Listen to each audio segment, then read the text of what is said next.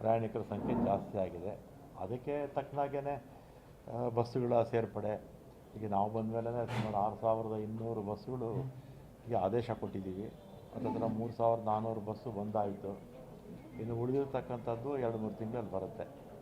ಬೆಂಗಳೂರಲ್ಲಿ electric bus ಮಾತ್ರ ಒಂದು ಟೆಂಡರು ರೀಟೆಂಡರ್ ಕರೆದಿದ್ದೀವಿ. ಉಳಿದಿದ್ದೆಲ್ಲ ಟೆಂಡರ್ ಆಗಿದೆ. ಎಲ್ಲ ಬಸ್ಸಸ್ಸು ಎಲ್ಲ ಕೂಡ ಇನ್ನೊಂದು 2-3 ತಿಂಗಳಲ್ಲಿ ಎಲ್ಲ ಬಸ್ಸುಗಳು ಬರುತ್ತೆ. ಮತ್ತು ರಿಕ್ರೂಟ್ಮೆಂಟು ಭಾಳ ವರ್ಷ 2016ರಲ್ಲಿ ನಾನು ಇದೇ ಇಲಾಖೆ ಮಂತ್ರಿ ಆಗಿದ್ದಾಗ ರಿಕ್ರೂಟ್ಮೆಂಟ್ ಆಗಿದ್ದು ಕೊನೆ ಸುಮಾರು 14,000 ಜನ ರಿಟೈರ್ಮೆಂಟ್ ಆಗಿದ್ದರು, ರಿಕ್ರೂಟ್ಮೆಂಟ್ ಆಗಿರಲಿಲ್ಲ.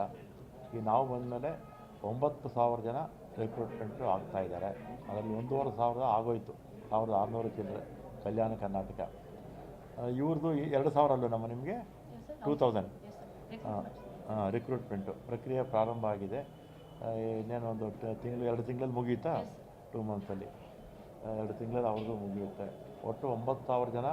ಆಮೇಲೆ ಅನುಕಂಪದ ಆಧಾರದ ಮೇಲೆ ಕೆಲಸನೇ ಕೊಟ್ಟಿರಲಿಲ್ಲ, 4-5 ವರ್ಷ ಆಗೋಗಿತ್ತು. ಈಗ ಒಟ್ಟು ನಾವು 4 ಕಾರ್ಪೊರೇಷನ್ ಸೇರಿ 1,000 ಜನಕ್ಕೆ ಕೊಟ್ಟಿದ್ದೀವಿ ಅನುಕಂಪದ ಆಧಾರದ ಮೇಲೆ. ಮತ್ತು ಇದ್ರ ಜೊತೆಗೆ ಸುಮಾರು 3,800 ಶೆಡ್ಯೂಲ್ಸು ಹಿಂದೆ ಕ್ಯಾನ್ಸಲ್ ಮಾಡಿಬಿಟ್ಟಿದ್ವಿ 2020ರಲ್ಲಿ, ಬಸ್ಸುಗಳಿಲ್ಲದೆ, ಕ್ರೂ ಇಲ್ಲದೆ. ಈಗ ಅದನ್ನೆಲ್ಲ ಪ್ರಾರಂಭ ಮಾಡಿ ಅದಕ್ಕಿಂತಲೂ ಜಾಸ್ತಿ ಟ್ರಿಪ್ಸು 1,56,000 ಟ್ರಿಪ್ಸ್ ಇತ್ತು ಮೊದಲು. ಈಗ 1,72,000 ಆಗಿದೆ ಟ್ರಿಪ್ಸು ಪ್ರತಿದಿನ.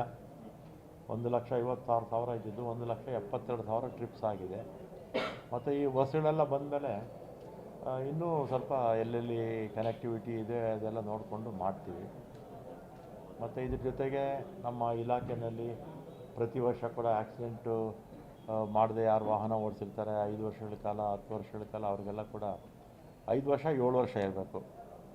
5-7 ಅಲ್ವಾ? 5-7 ನಮ್ಮಲ್ಲಿ ಅಲ್ಲಿ BMTCಲಿ 5-7, ಸಿಟಿನಲ್ಲಿ 5 ವರ್ಷ 7 ವರ್ಷ ಇಟ್ಟಿದ್ದೀವಿ. ಇವರು 5, 10, 15 ಇವರು ಅದಕ್ಕೆ ಇವತ್ತು ಬೆಳ್ಳಿ ಪದಕ ಕೊಡುವಂಥದ್ದು.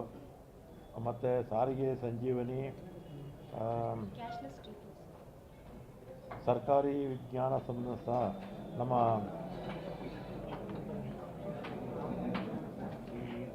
ಆಸ್ಪತ್ರೆಗಳ ಜೊತೆ ಒಡಂಬಡಿಕೆ ಮಾಡಿಕೊಂಡು ಇಲ್ಲಿ ಚಿಕಿತ್ಸೆ ಕೊಡುವಂಥದ್ದು ಕ್ಯಾಶ್ಲೆಸ್ಸು.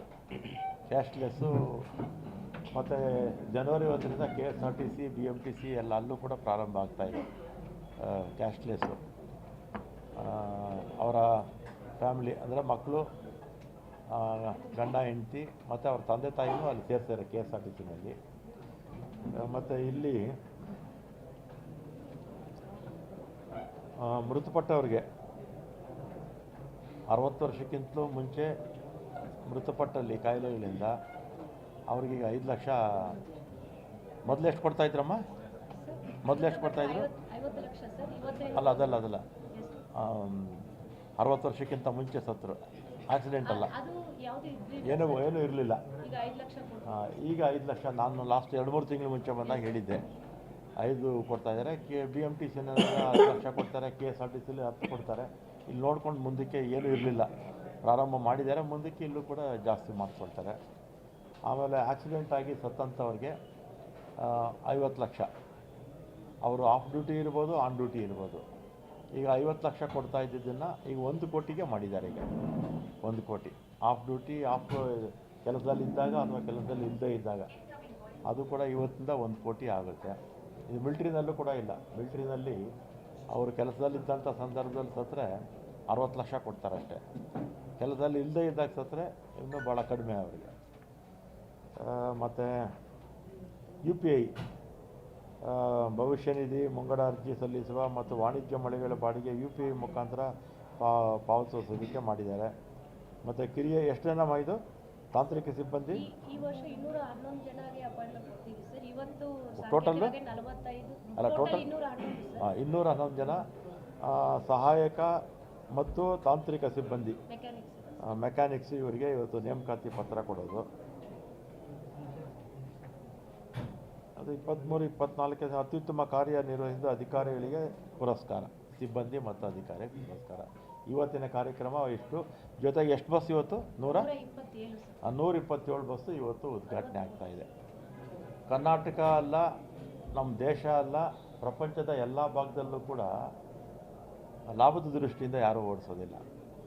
ಯಾಕಂದರೆ ನಮ್ಮಲ್ಲಿ 100ಕ್ಕೆ 40 ಬಸ್ಸು ನಷ್ಟ ಆಗುತ್ತೆ ಅಂತ ಗೊತ್ತು, ಆದರೂ ನಾವು ಓಡಿಸ್ತೀವಿ.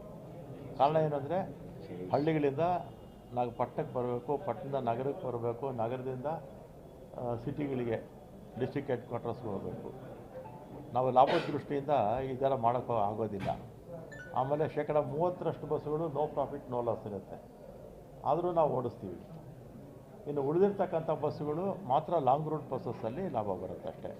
ಲಾಭದಿಂದ ನೀವು ಪ್ರಪಂಚದಲ್ಲಿ ಯಾವುದೇ ದೇಶಕ್ಕೆ ಹೋದರೂ ಕೂಡ ಈ ಟ್ರಾನ್ಸ್ಪೋರ್ಟೇಷನ್ನ ಲಾಭ ಅಂತ ಯಾರೂ ಕೂಡ ಲಾಭದ ದೃಷ್ಟಿಯಿಂದ ಮಾಡೋದಿಲ್ಲ, ಸಾರ್ವಜನಿಕರ ಹಿತದೃಷ್ಟಿಯಿಂದ ಮಾಡ್ತೀವಿ.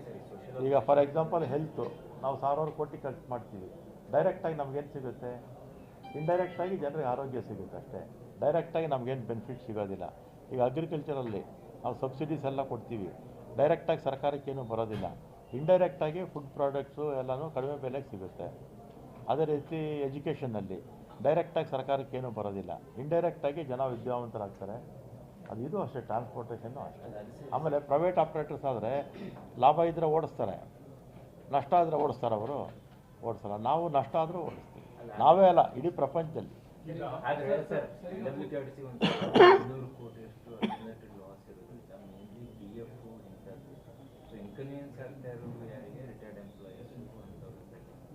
ಅದೆಲ್ಲ ಕೊಡ್ತೀವಿ.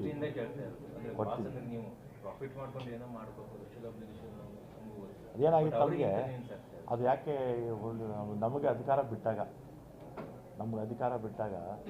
2023 ಮೇನಲ್ಲಿ 5,900 ಕೋಟಿ ಸಾಲ ಇಟ್ಬಿಟ್ಟು ಹೋಗ್ಬಿಟ್ಟಿದ್ದಾರೆ ಹಿಂದಿನ ಸರ್ಕಾರಗಳು.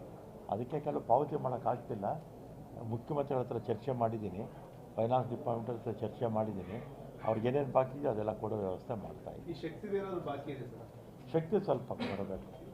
ಒಟ್ಟು ನಮಗೆ ಬಡ್ಜೆಟಲ್ಲಿ 5,500 ಕೋಟಿ ಇಟ್ಕೊಂಡಿದ್ದಾರೆ, ಆದರೆ ಅದಕ್ಕಿಂತಲೂ ಜಾಸ್ತಿ ಹೆಣ್ಮಕ್ಳು ಜಾಸ್ತಿ ಓಡಾಡ್ತಾ ಇದ್ದಾರೆ, ಅದು ಸ್ವಲ್ಪ ಬರಬೇಕು.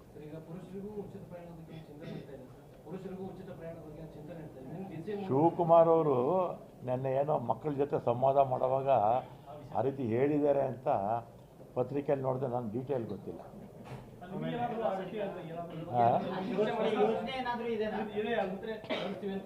ನನ್ನ ಮುಂದೆ ಏನೂ ಇಲ್ಲ, ಶಿವಕುಮಾರ್ ಸಿಕ್ಕಿದಾಗ ಕೇಳ್ತೀನಿ. ಸರ್, ಈಗ ವೇತನ ಪರಿಷ್ಕರಣೆ 10 ತಿಂಗಳಾಯಿತು, ಜನವರಿಗೆ ಆಗಬೇಕಾಗಿತ್ತು, ಅಕ್ಟೋಬರ್. ಯಾಕೆ ವೇತನ ಪರಿಷ್ಕರಣೆ ಆಗಿದೆ, ಅವ್ರಿಗೆ ಬಾಕಿ ಕೊಡಬೇಕಷ್ಟೇ. ಅಲ್ಲಲ್ಲ, ಈ 24ರ ಅಗ್ರಿಮೆಂಟ್ ಸರ್. ನೀವು ನೋಡ್ತಿದ್ದೀರಾ, ಇದು ನ್ಯೂಸ್ 88 ಕನ್ನಡ, ಸುದ್ದಿಯ ಜೊತೆ ಸದಾ ನಿಮ್ಮೊಂದಿಗೆ.